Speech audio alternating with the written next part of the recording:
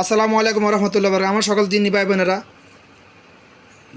আমার ভাই আব্দুল্লাহ আলামিন যে কথাগুলো বলছে এগুলো কথাগুলো 100% সঠিক। তবে আমার ভাই আব্দুল্লাহ আলামিন কথাগুলো হয়তো বুঝাইতে পারে নাই। এই জন্য কিছু ধর্ম ব্যবসায়ী, কিছু মুনাফিক নাস্তিক মার্কা আদম সন্তান ওনার মুখের উপর জুতা দিয়ে ভিডিওটা পোস্ট করেছে।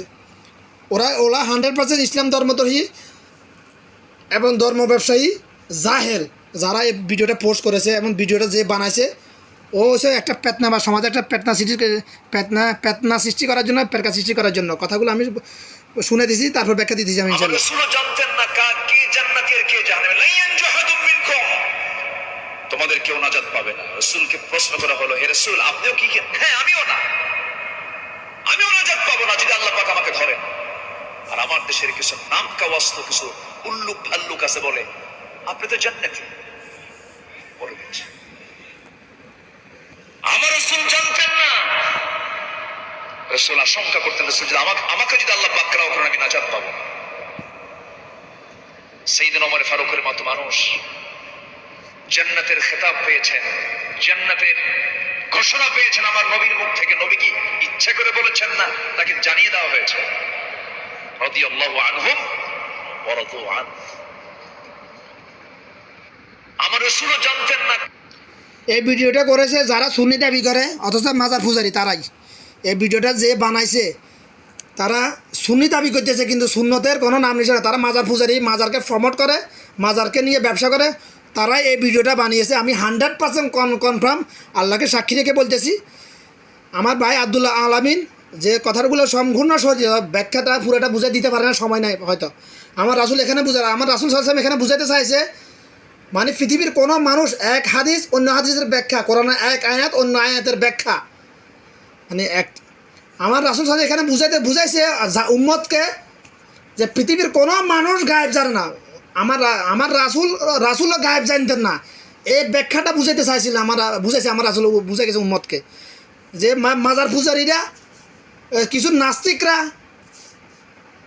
মানে রাজনীতিবিদ নামে কিছু দুর্নীতিবাজ নাস্তিকরা মানুষকে জান্নাতে সার্টিফিকেট দিতেছে না।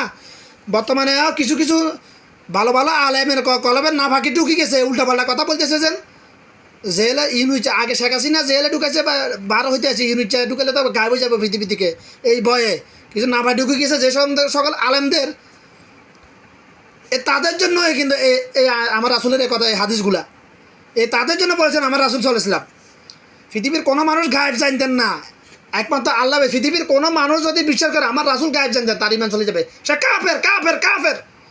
আল্লাহর কসম করে বলছি আমার রাসূলও গায়েব জানতেন না। তবে এখানে ফেরকাবাজির সুযোগ নেই আমার কথার মধ্যে। আমার রাসূল কীভাবে বলতে পারছে এখন কি হবে, 1500 বছর আগে কীভাবে বলে গেছে এখন কি হইতেছে, যা হইতেছে আমার রাসূলকে আমার আল্লাহ জানাইছে। এই জন্য আমার রাসূল বলে গেছে এগুলা। আমার রাসূল, কারণ আমার কোরআন আল্লাহ বলেছে, আমার হাবিব রাসূল সাল্লাল্লাহু আলাইহি ওয়াসাল্লাম যদি নিজের মন মস্তিষ্ক থেকে চিন্তাভাবনা করে, আমরা যেরকম চিন্তাভাবনা করি ওইরকম চিন্তাভাবনা করে যদি কোনো কথা বলতো উম্মতের জন্য, তাহলে আমার আল্লাহ কোরআনে বলছে তো ধমক দিয়ে আমি তার কণ্ঠ রোধ করে দিতাম, কণ্ঠ বন্ধ করে দিতাম। কোরআন আয়াত, আমার আল্লাহ কোরআনে এই আয়াতটা কেন নাজিল করেছে, যাতে উম্মত আমার রাসূলকে নিয়ে উম্মত সন্দেহ না করে। মুনাফিক মার্কা উম্মতের মধ্যে যারা মুনাফিক চরিত্রের, নাস্তিক চরিত্রের আছে, তারা যেন আমার রাসূলকে নিয়ে সন্দেহ না করে। তারা যারা মনে মনে আমার রাসূলকে আল্লাহর জায়গায় না বসে, আমার রাসূল গায়েব জানতেন, এই চিন্তাভাবনা যাতে না করে, এই জন্য আমার আল্লাহ পাক কোরআনে এটা উল্লেখ করেছেন উম্মতের জন্য, আদম সন্তানের জন্য, আদম সন্তানকে জাহান্নাম থেকে বাঁচানোর জন্য। কারণ যে নাস্তিক মুনাফিক বিশ্বাস করবে, যার কলবের ভিতরে এই আকীদা থাকবে, মুখে বলা আর আকীদার মধ্যে কলবে বিশ্বাস করার পার্থক্য আছে। যারা ভাইরাল হওয়ার জন্য ভিউ ব্যবসা করার জন্য মুখে কথা বলে, এটা একই যাব। যার কলবে এই আকীদা ঢুকে গেছে যে আমার রাসূল গায়েব জানতেন, সে কাফের। পাঁচটা বিষয় আমার রাসূল চাইতেন না গায়েবের ব্যাপারে। মায়ের রেহেমে কি আছে, মায়ের গর্বে না, গর্ব আর রেহেমের মধ্যে পার্থক্য আছে।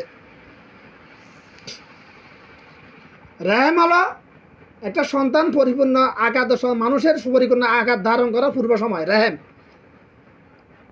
মায়ের ওভারি, রেহেম হলো মায়ের ওভারি, পার্থক্য আছে। অর্থাৎ পিতার শুক্রাণু মায়ের ডিম্বাণু মিলিত হবার পর 4 মাস 10 দিন পূর্বে পৃথিবীর কোনো মানুষ, কোনো বিজ্ঞানী, কোনো ডাক্তার বলতে পারবে না মায়ের গর্ভে ছেলে নামে। আমার রাসূল এটা বলছে, এটা বলছে 5টা বিষয়।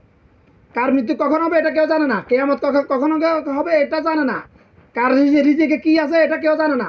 আমার রাসূল 5টা বিষয় বলছে। আমার রাসূলকে প্রশ্ন করা হয়েছিল এই বিষয়ে। যখন আমার রাসূল বলছে এই ব্যাপারগুলো বিষয়গুলো আমার ভাই আব্দুল্লাহ আলামিন এখানে বুঝাতে চেয়েছিলেন। ওনাকে আল্লাহ পাক যেরকম হেকমত দিয়েছে উনি ওভাবে বুঝাইছেন, আমাকে আল্লাহ পাক যেরকম হেকমত দিয়েছে আমি ওভাবে বুঝাই। এখানে কারো অহংকার করা কিছু নাই, বাহাদুরি করা কিছু নাই, কারণ আমার কোনো ক্ষমতা নেই কথা বলার, কিছু বলার ক্ষমতা নেই। আমি নিজে মাঝে মধ্যে নিজে বোবা হয়ে থাকি ভাই। তো আপনাদের কাছে অনুরোধ, আপনারা ফেতনাবাজি করা থেকে বিরত থাকবেন। যদি না জানেন আর যদি কিছু না জানেন আমল করিয়েন না। আল্লাহ দ্বারা যদি না জানেন আমল করবেন না, যদি জানে আমল না করেন তাহলে হিসাব দিতে হবে। না জানে আমল না করলে হয়তো আল্লাহ পাক ছাড় দিতে পারে ইনশাল্লাহ। আল্লাহুম্মা হাসিবনি হিসাবান ইয়াসিরা। যদি জেনে যদি দুনিয়ার লোভে পড়ে ফেরকাবাজি করেন, আহলে সুন্নি, আহলে হাদিস, আহলে কোরআন নিয়ে ফেতনাবাজি করেন, আমার রাসূলকে বলছে কিয়ামতের আগে আমার উম্মতের মধ্যে 73টা বলে বিভক্ত হবে। 73টা দলের মধ্যে অন্তর্ভুক্ত হলো যারা নিজেকে আহলে সুন্নি দাবি করে, নিজেকে আহলে কোরআন দাবি করে, নিজেকে আহলে হাদিস দাবি করে, আহলে সুন্নাত জামাত বলতেছে, তারা হচ্ছে 72টা দলের অন্তর্ভুক্ত। আর একদল কারা, যারা বলবে শুধুমাত্র আমি মুসলমান, আমি আল্লাহ আমার রাসূলকে অনুসরণ করি, আল্লাহর হাদিস নিষেধ মানি, আমার রাসূলের সুন্নত মোতাবেক, তারা হচ্ছে একদল।